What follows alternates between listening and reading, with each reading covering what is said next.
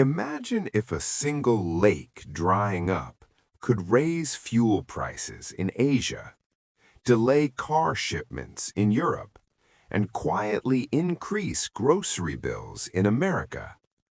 That lake exists, and it controls one of the most important trade corridors on Earth.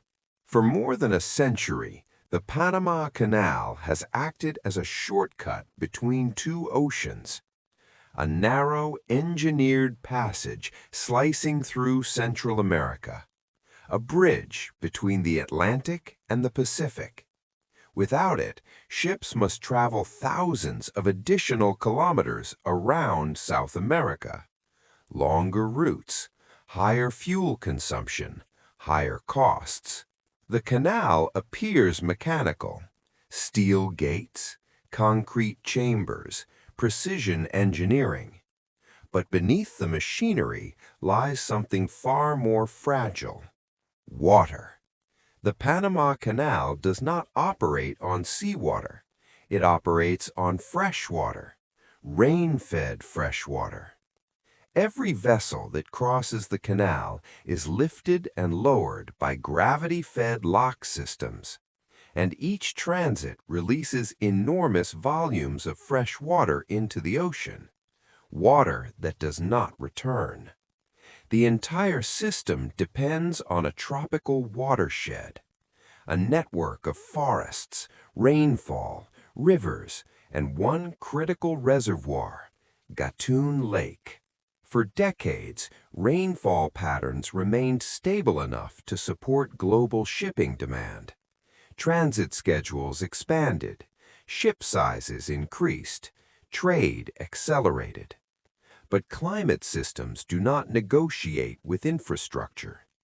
Recent years have brought severe drought conditions across Panama. Rainfall dropped, reservoir levels fell, and the lake that powers global trade began to shrink. As water levels declined, restrictions followed. Fewer ships were allowed to pass each day. Draft limits were imposed. Heavier vessels were forced to reduce cargo weight. Shipping companies began competing for limited transit slots.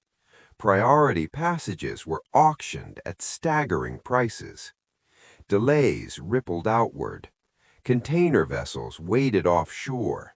Bulk carriers slowed. Energy shipments adjusted schedules. The canal, once a symbol of human dominance over geography, revealed its dependency on something ancient and uncontrollable: rainfall. Each ship crossing the canal requires massive volumes of fresh water. Multiply that by dozens of daily transits. Then multiply that by years of increasing global trade. The math becomes fragile. As reservoir levels dropped further, images from above revealed expanding shorelines, exposed earth, retreating water lines, forests edging closer to empty basins. The system was built in the early 20th century, designed for a climate that no longer behaves predictably. El Niño cycles have intensified. Temperature patterns have shifted. Evaporation rates have increased, and the canal now faces a structural reality. It was engineered for consistency, but it operates in volatility. When transit capacity decreases, global supply chains stretch. Grain shipments from North America slow. Liquefied natural gas deliveries face rescheduling. Manufacturing timelines shift. Shipping companies reroute vessels around South America's southern tip. Longer voyages mean higher fuel burn.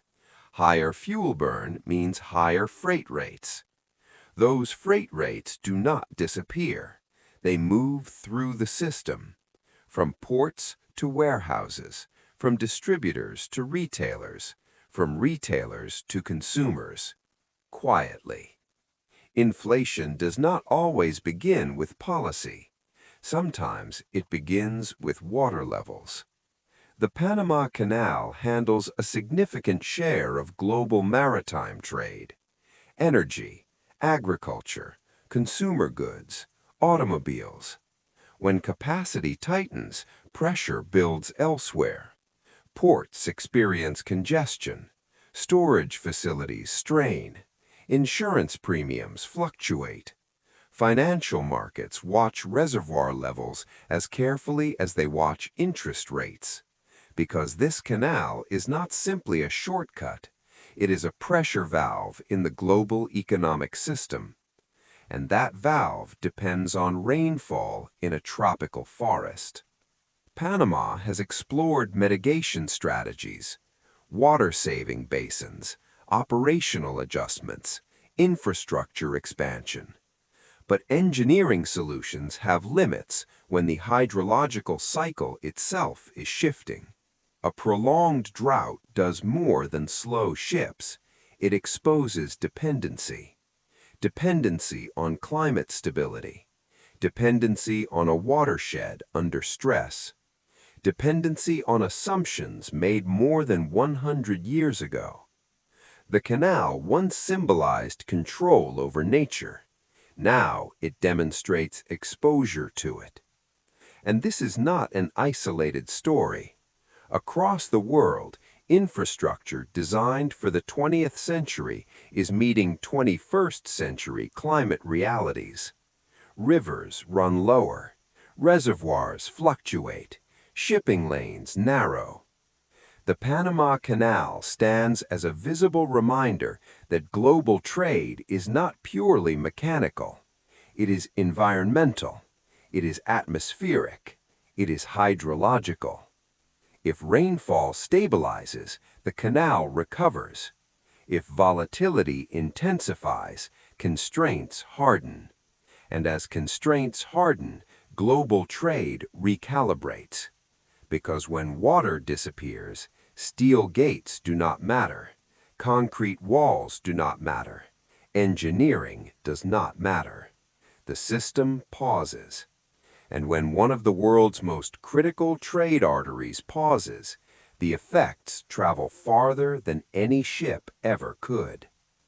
The Panama Canal was built to conquer geography, but geography has returned to the negotiation table.